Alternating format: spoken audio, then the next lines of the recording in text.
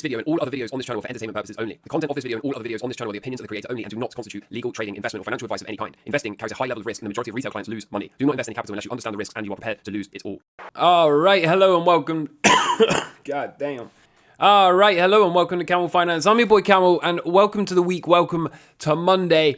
I'll give you a quick warning if you're bearish here, okay? This is just going to be full bore bullish posted today because I'm in the mood for it. And frankly, it's been a while. We've been for a very, very long sideways wearing consolidation. And now finally, I think it's about time to start having a little bit more fun once more. The first thing of note is the McDonald's McRib is back. Okay, why is this important? Well, if you've been through any more than one Bitcoin cycle, you'll know exactly why. And the answer is, okay, the McRib has a seasonality that tends to coincide with Bitcoin's seasonality. As you can see in the prior instances, okay, the McRib returns and Bitcoin does Bitcoin things.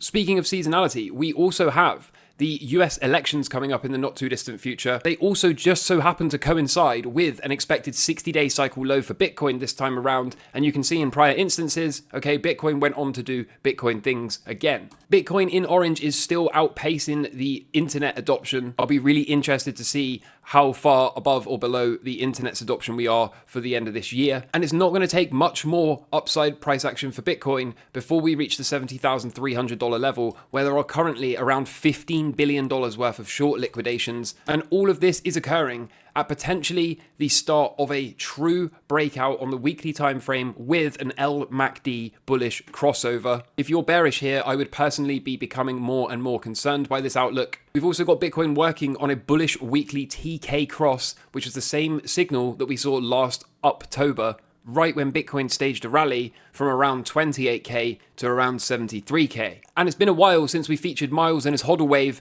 but check this out, okay? Hodl wave at the top, what you typically see is this thing roll over, and that coincides with parabolic blow off tops for Bitcoin. Same here, okay? We get this sharp decline in the hodl wave as Bitcoin does Bitcoin things. Same deal here and here. And what have we got at the hard right edge? Okay, working on that final leg to the downside for the hodl wave, which in theory, if history is going to repeat, should manifest with Bitcoin staging a very Bitcoin style rally. This week is indeed a big week. Check out the September low in the first example. Okay, we move into October and we range for the first week or so, and then we start pushing up very, very extreme towards the end of October. We see the same thing here, September low, okay, range for the first week or so of October before finally we start to push again towards the end of the month is where we see the true fireworks come in. And where are we today? Well, we've had the September low. Okay, we've had the first week or so wasted in a range. We're now starting to push up and we have just entered the timing window to expect to see October really start to do October things. As I kind of already touched on, we have a 60-day cycle low due for Bitcoin around November 5th. Plus or minus 6 days. As always, there's a 10% tolerance on the cycle low windows, but it just so happens that a perfect 60-day cycle low will coincide with the US election date.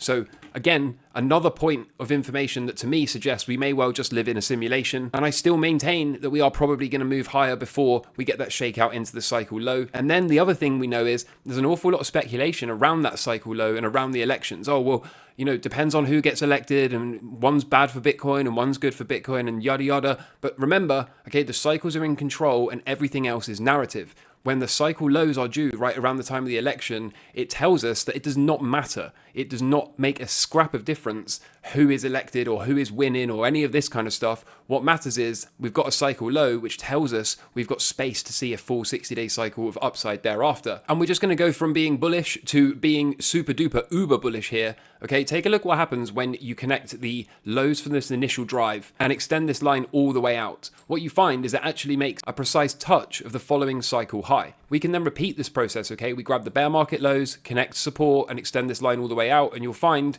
okay, that we also managed to snag the top before ending the bull run and moving into a bear market. And if we repeat this entire process using these bear market lows as support and extend this thing out, it gives us a whopping price target towards the end of next year of around $300,000. So is this insane? Is this possible? Or if this is to happen, is it just Bitcoin repeating what it always does before? As ever, it's not a call nor a prediction, but if it was to do something like this, I wouldn't be super surprised. Under the hood, we still have increasing capital expenditure, capital investment into the network. We still have more and more miners plugging in, and the hash rate is going parabolic, okay? The network is more secure than it ever has been before. It has more monetary value backing it than it ever has had before, and it's got more people with very deep pockets highly incentivized to protect their investment than ever before. And this is likely what the whales understand and know. Both the technical setup and the adoption, coupled with the hash rate expansion, is leading these whales to accumulate Bitcoin like never before. I am by no means a fan of the banana zone,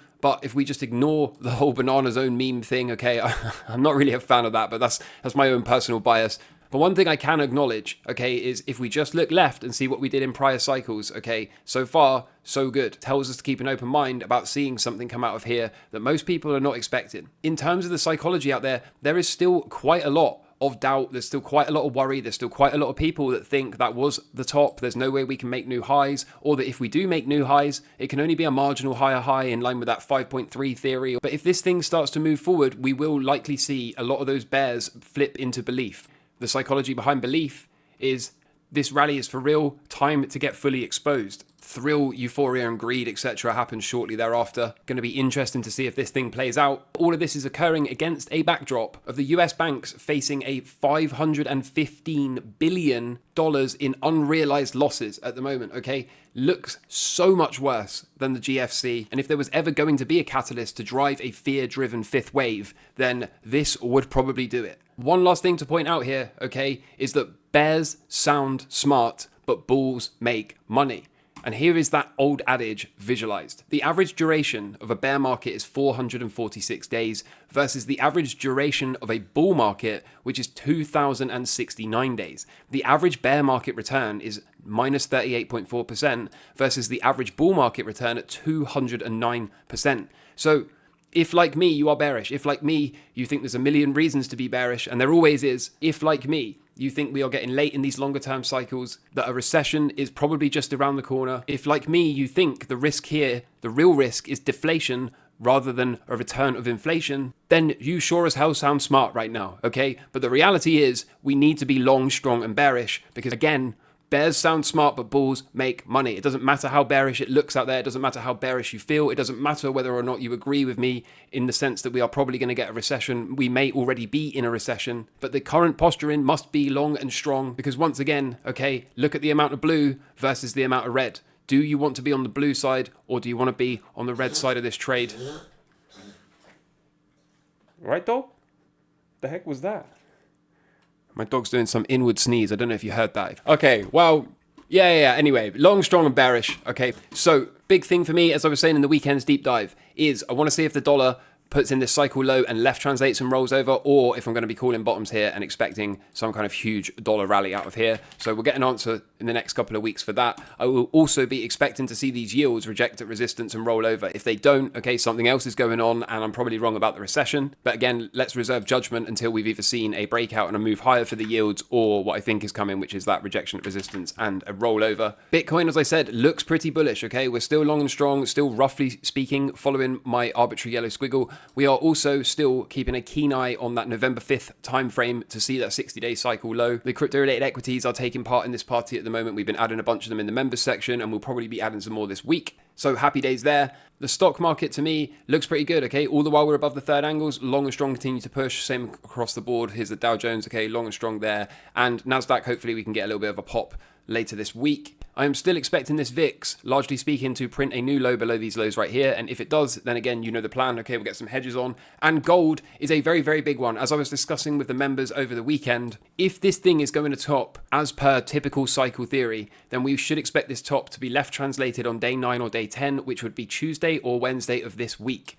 So I noticed Bob Lucas has now moved to his base case to this being a right translated cycle and then the left translation comes in daily cycle 5 before a nice big puke into the weekly cycle low. That's entirely possible. We are positioned via some miners if that is to happen in the members section. So either way, if this thing's going to rip, then happy days, we'll make some profit. But something to be on the lookout for here is if this thing is going to do what is really typical, which is 3 right translations followed by a left translation, we would expect that top to come in Tuesday or Wednesday of this week. So any kind of big red nasty reversal on Tuesday or Wednesday would be me saying, okay, cycle's doing cycle things down to that weekly cycle low. And of course the inverse is true. Invalidation for this is if this cycle right translates as well, then we're not going to see the left translation until the 5th daily cycle. That's fine too. Like I said, positioned either way, so happy days there. And eventually that weekly cycle low will show up, whether it is in this daily cycle or the next. So what a week. Welcome to the week. Welcome to Monday. I hope you're doing well in life. And until tomorrow, take care from me. All the best. Cheers. Bye.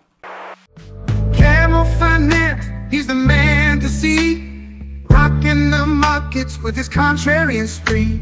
Trades like a pro, no fear, no shame. Sticking to his guns in his money game. He's a badass, oh yes indeed. Camel Finance got the markets key. Taking us normies on a bump.